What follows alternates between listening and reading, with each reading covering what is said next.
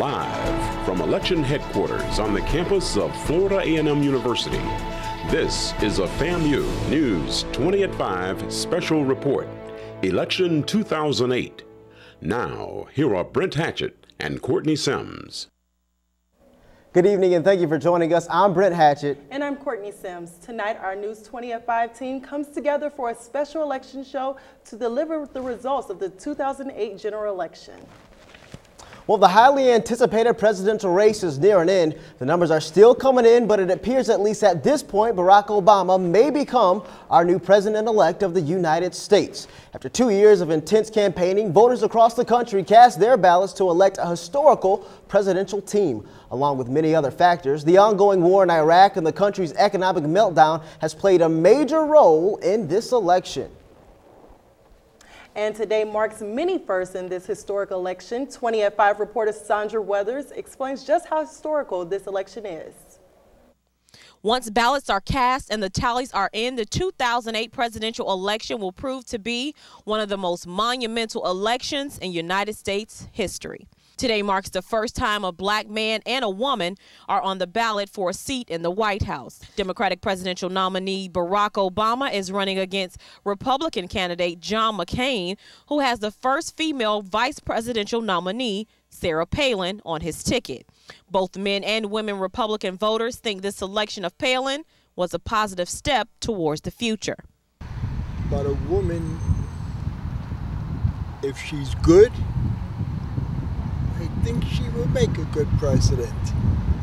I'm not mentioning names. Could be you, could be her, could be anybody.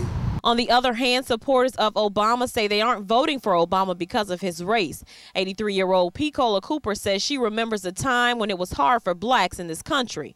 And she also believes in the Democratic Party's Change campaign. Because he's younger and he got better ideas now. Them old ones, they still got their old ways. And it's like the old back said, it's time for a change. So this election day, voters have the chance to make history. Women weren't allowed the privilege to vote until 1920, and African Americans weren't allowed to vote until 1965. They said good things come to those who wait. And they said before the end of the time, the bottom rail will be on top. So at the end of the day, no matter if Barack Obama or if John McCain wins, in comparison to the last half century, history will be made. Sandra Weathers, 20 at 5, Election Special. But the history makers won't stop there. Senator John McCain would be the oldest president elected if he somehow, in the winding hours of this election, pull out a win. And out of the 538 electoral votes, Barack Obama has 207 votes compared to John McCain, 135. The magic number is 270 votes tonight to secure the presidential election.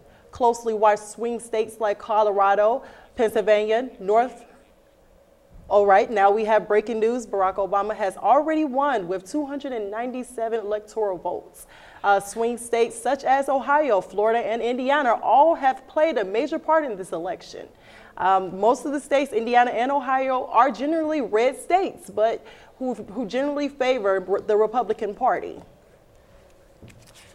And on the judicial side of the election returns, Floridians had to decide which justice to keep their seats. Justice of the Supreme Court Charles T. Wells will retain his seat. In the First District of the Court of Appeals, Judge Joseph Lewis Jr. remains in office. Judge Clay Roberts retains his seat as well. Judge Robert T. Benton retains his seat in the office, and Judge Marguerite H. Davis will stay in office as well. So little changes were made in the judicial system. Well, in the race for the 2nd Congressional District, the competitors were Mark McGullen and Alan Boyd. The winner in that contest is Alan Boyd. Also with the selection, the Democrats have secured the majority in the U.S. Senate, which allows the Democrats to control both houses of Congress. And for the state Senate, Charles S. Duncan and Suzanne Franks competed, but Suzanne Franks ended up taking the victory. The state representative 8th House District position was fought by Alan Williams and Robert Maddox, but Alan Williams ended up taking the win.